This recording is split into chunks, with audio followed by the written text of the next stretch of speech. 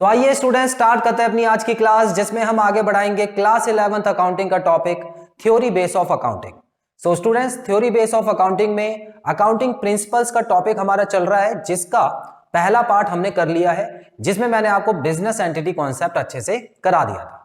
सो आज की क्लास में हम करने वाले हैं मनी मेजरमेंट कॉन्सेप्ट, और ये कॉन्सेप्ट भी बिजनेस एंटिटी कॉन्सेप्ट की तरह ही बहुत इंपॉर्टेंट है और सभी फर्म्स इसको फॉलो भी करती है। सो आइए स्टूडेंट्स देखते हैं मनी मेजरमेंट कॉन्सेप्ट में ऐसा क्या है जो कि सभी फर्म्स इसको फॉलो करती हैं। सबसे पहले आपको मैं दोबारा याद दिला देता हूं, अकाउंटिंग प्रिंसिपल्स का मतलब होता है ऐसे रूल्स एंड रेगुलेशंस जिसको सभी अकाउंटेंट्स या जो भी अकाउंटिंग फर्म्स हैं उसको फॉलो करती हैं, और फॉलो करना ही होता है। इसके बिना अकाउंट्स अगर आप बनाएंगे तो वो इनवैलिड करार दे दिए जाएंगे। मनी मेजरमेंट कॉन्सेप्ट में स्टूडेंट्स आपको नाम से ही पता लग रहा होगा कि इसमें कुछ मनी को मेजर करने वाली बात आ रही है। अब मनी को मेजर कैसे करें? अब अकाउंट्स में क्या मैं कोई ऐसी ट्रांजैक्शन लिख सकता हूं जो कि मनी से रिलेटेड ना हो? देखिए, अकाउंट्स का मकसद क्या था, इस सब्जेक्ट को बनाने का मतलब क्या था कि जो भी पैसा आया या गया है, या कोई भी ऐसी चीज जो जिसकी वैल्यू हम पैसे से निकाल सके, तो वो चीज अगर आई और गई है, खरीदी या बेची गई है, तो उसका हिसाब किताब रखना। इसमें हम लोग किसी चीज की क्वालिटी या कोई भी ऐसी चीज जिसको हम पैसे में मेजरमेंट नहीं कर सकते, उसको अकाउंट से हमको दूर ही रखना है। उसको अकाउंटिंग मेजर नहीं करती है, अकाउंट में उसको रिकॉर्ड नहीं कर सकते आप। Clear students? तो बेसिकली यहां पर प्रिंसिपल बहुत छोटा है, और इसका जो मैसेज है वो क्लियर है कि अगर कोई ट्रांजैक्शन मनी से रिलेट कर सकते हो तो उसको रिकॉर्ड करो, अगर किसी ट्रांजैक्शन को मनी से रिकॉर्ड नहीं कर सकते हो तो उसको आप मुझसे दूरी रखो, अकाउंट से दूरी रखो। अब आप ये सोच रहे होंगे कि ऐसे कौन से ट्रांजैक्शन है जो मनी से रिकॉर्ड नहीं होते हैं, जो मनी से मेजर नहीं किए जा सकते हैं, तो उन्हीं अकाउंट्स के बारे में हम लोग, उन्हीं ट्रांजैक्शंस के बारे में बात करेंगे स्टूडेंट्स। सबसे पहले हम पढ़ लेते हैं कि डेफिनेशन में क्या लिखना है आपको। Transactions and events that can be measured in terms of money are recorded in the books of accounts। तो सिर्फ ऐसे ट्रांजैक्शंस और इवेंट्स जिनको मनी वैल्यू में आप चेंज कर सकते हैं, जिसकी कोई मनी वैल्यू होती है, उसी को आप अकाउंट्स में रिकॉर्ड कर सकते हैं, वरना नहीं कर सकते। आगे बढ़ते हैं। Money is the common denominator in recording any transaction. तो जो मनी होती है वो डिनोमिनेटर मतलब क्या होता है? बेस। ठीक है, तो मनी के हिसाब से ही सबको कंपेयर किया जाता है। हमारा चाहे प्रॉफिट हो या लॉस हो, हमारे इनकम हो, एक्सपेंस हो, रेवेन्यू हो, सब कुछ मनी के ऊपर ही हमको रिकॉर्ड करना होता है। ठीक है स्टूडेंट्स, चलिए एक दो एग्जांपल लेते हैं जिसमें हम ये देखेंगे कि मनी से मेजर करने वाली कौन सी चीजें हैं और कौन सी ऐसी चीजें हैं जो मनी से मेजर नहीं हो पाती हैं। देखो, अब जैसे कि मान लेते हैं हर कंपनी में, पहला एग्जांपल लेता हूं, चलो, हर कंपनी में ह्यूमन रिसोर्स होता है, बिल्कुल होता है। ह्यूमन रिसोर्स मतलब ऐसे लोग जो काम करते हैं कंपनी में, उसको बोलते हैं कंपनी का ह्यूमन रिसोर्स। ठीक है, अब एक बात बताओ, एक आदमी ऐसा था जो कि बहुत एक्सपीरियंस आदमी था, या बोल सकते हैं बहुत क्वालिफाइड था और काम बहुत अच्छा कर लेता था, और ये बात हो रही है सेल्स डिपार्टमेंट की। मान लेते हैं ये सेल्स डिपार्टमेंट में काम करता था आदमी। ठीक है, सेल्स डिपार्टमेंट। चलिए, अब क्या हुआ, एक साल इसने बहुत ज्यादा सेल कर दी। कोई ऐसा साल था जिसमें इसकी किस्मत भी अच्छी चल रही थी, या इसकी परफॉर्मेंस अच्छी चल रही होगी, इसने सेल कर दी बहुत ज्यादा। मान लेते हैं इसने 10 लाख रुपीस की सेल कर दी, 10 लाख की सेल कर दी। ठीक है, या हम ऐसे समझते हैं 10 लाख तो उसकी मनी वैल्यू हो गई। फिलहाल जो आपको दे दिया है क्वेश्चन में, उसमें बोला हुआ है कि इसने 50,000 किसी चीज के यूनिट्स जो थे वो बेच दिए। ठीक है, 50,000 यूनिट्स मतलब सामान बेच दिया, जो कि बहुत बड़ी बात होती है एक अकेले एम्प्लॉय के लिए। ठीक है, तो क्या ये 50,000 मैं रिकॉर्ड कर सकता हूं अकाउंट्स में? सोचो, अकाउंट्स में इस 50,000 को रिकॉर्ड नहीं करना स्टूडेंट्स।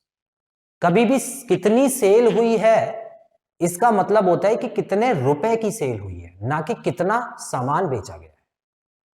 तो जब आप अकाउंट्स बनाओगे, जब आप रिकॉर्ड करोगे, तो सिर्फ और सिर्फ सेल्स अकाउंट लिखोगे, और सेल्स अकाउंट में मान लो ये 50,000 यूनिट 10 लाख रुपए के थे जो उसने बेचे, 10 लाख रुपए के यूनिट थे, तो ये जो 10 लाख है ये तो सेल्स में आप लिखोगे, लेकिन 50,000 जो है वो कहीं नहीं आएगा। पहली चीज क्लियर। दूसरी चीज, इस आदमी, मान लेते हैं इसका नाम था मिस्टर मोहन, ठीक है ना, मोहन जी थे ये, तो क्या मैं अकाउंट्स में ये लिख दूं कि मोहन जी ने बहुत अच्छा काम किया, बहुत अच्छी सेल की, और बाकी लोगों ने इतना अच्छा परफॉर्मेंस नहीं दिया, या जिसने बहुत ही कम सेल की होगी तो उन्होंने, उनका नाम लिख के बता दूं कि इन्होंने बहुत कम सेल की, कोई फायदा मिलेगा मुझे अकाउंट्स में? उसका नहीं मिलने वाला है, कोई भी फायदा नहीं मिलेगा। वो तो हालांकि मैनेजमेंट का काम है बाद में देखना कि कौन से, किस एम्प्लॉय की जो परफॉर्मेंस है वो नीचे जा रही है, उसको कंपनी में रखना है या नहीं रखना है, या उसकी परफॉर्मेंस किसी तरह से इंप्रूव हो सकती है, वो तो अलग ही सब्जेक्ट है, वो अकाउंट्स में नहीं आता।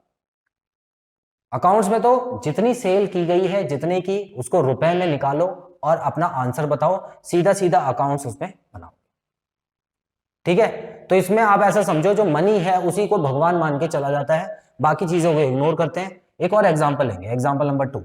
एग्जांपल नंबर 2 में मान लेते हैं कंपनी ने 3 या 5 एकड़ लैंड खरीदी, ठीक है, अपना बिजनेस प्लांट बनाना था उनको, ठीक है, अपने बिजनेस को आगे बढ़ाने के लिए उन्होंने 5 एकड़ जमीन खरीदी, जो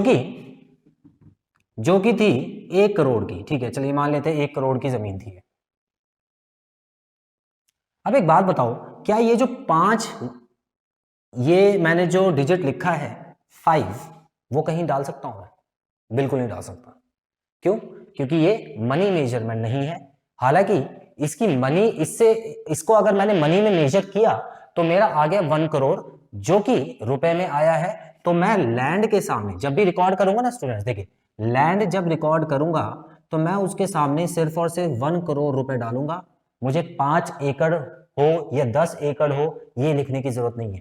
जब आप क्वेश्चन करेंगे तो खुद नोट करेंगे, क्वेश्चन में आपको लैंड लिखा आएगा, ये नहीं बताया जाएगा कि कितनी जमीन है। क्वेश्चन में आपको बिल्डिंग लिखा हुआ आएगा, लेकिन ये नहीं बताया जाएगा कि बिल्डिंग कितनी है, बिल्डिंग का अमाउंट बताया जाएगा। इतना क्लियर? क्वेश्चन में आपको स्टॉक लिख के देंगे वो, कि स्टॉक पड़ा है मेरे पास, लेकिन आपको जो स्टॉक का अमाउंट होगा ना, मान लेते हैं 50,000 का स्टॉक पड़ा है, ये लिख के देंगे, ये नहीं लिख के देंगे कि कितना सामान पड़ा है एक्चुअल में, ठीक है। ये हो गया दूसरा एग्जांपल आपके लिए। उसी तरह अब यहां पर इंपॉर्टेंट क्या है स्टूडेंट? इंपॉर्टेंट है एक चीज को समझना कि हम मेजर किसको कर सकते हैं, या अकाउंट्स हम बनाते बेसिकली कंपैरिजन के लिए, है ना, कंपैरिजन के लिए बनाते हैं हम अकाउंट्स, ताकि हम इस साल का जो प्रॉफिट है वो अगले साल के प्रॉफिट के साथ मैच कर सके, और अगर कुछ खामियां निकलती हैं वहां पे तो उसको हम सही कर सकें। अकाउंट्स इसीलिए बनाए जाते हैं। तो कोई भी ऐसी चीज जो कंपैरिजन के लिए बनाई जाए वो तो तभी काम करेगी जब उसको एक ही बेस पे रख के बनाया हो, है ना। अब 2 लोगों की हाइट नापते हो, 2 लोगों की जब आप हाइट नापोगे तो एक बात बताओ, क्या एक आदमी को यहां पे खड़ा कर दो, ठीक है, एक आदमी को आप यहां खड़ा कर रहे हो और दूसरे आदमी को आप यहां खड़ा कर रहे हो, ठीक है, या चलो ऐसे समझ लो, दूसरा आदमी इतना लंबा है जो आपने ऊपर खड़ा कर दिया, और आप बोल रहे हो कि ये वाला जो आदमी है वो उसकी हाइट ज्यादा है, वो ज्यादा लंबा है, तो ये तो गलत हो गया ना उसके साथ। आपने जो बेस था वो तो सही लगाया नहीं। तो कहने का मतलब स्टूडेंट्स याद रखना, ये सिर्फ अकाउंट्स के लिए नहीं, कोई और सब्जेक्ट भी आप पढ़ रहे हो, जब भी कंपेयर किया जाता है तो किसी एक चीज को सेम बेस मान के चला जाता है, दोनों चीजों को एक ही बेस पे रखा जाता है और उसके हिसाब से उनको मेजर किया जाता है, उनको कंपेयर किया जाता है। तो यहां पे जो बेस है वो क्या हो गया? मनी हो गया, ठीक है स्टूडेंट्स। तो कोई भी ऐसी ट्रांजैक्शन जो मनी से रिलेटेड नहीं होती वो अकाउंट्स में रिकॉर्ड नहीं की जाती है, यही बताता है मनी मेजरमेंट प्रिंसिपल। और ये प्रिंसिपल हर कंपनी में अप्लाई होता है, क्योंकि ये प्रिंसिपल है, तो बिना इसको अप्लाई किए अगर आप फालतू की चीजें रिकॉर्ड करेंगे तो टाइम और पैसा दोनों चीजों की बर्बादी वहां पे होती है। तो स्टूडेंट्स आई होप ये प्रिंसिपल आपको अच्छे से क्लियर हो गया है। सो आज की क्लास मैं यहीं पे खत्म करता हूं, आप इसका स्क्रीनशॉट जरूर ले लीजिए, और अगली क्लास में मैं आपके लिए लेके आऊंगा एक और इंपॉर्टेंट प्रिंसिपल, जो कि प्रिंसिपल नंबर 3 होगा, और उसके बारे में हम डिटेल में डिस्कस करेंगे। So students, till then take very good care of yourselves. Have a nice time. God bless you. Bye bye.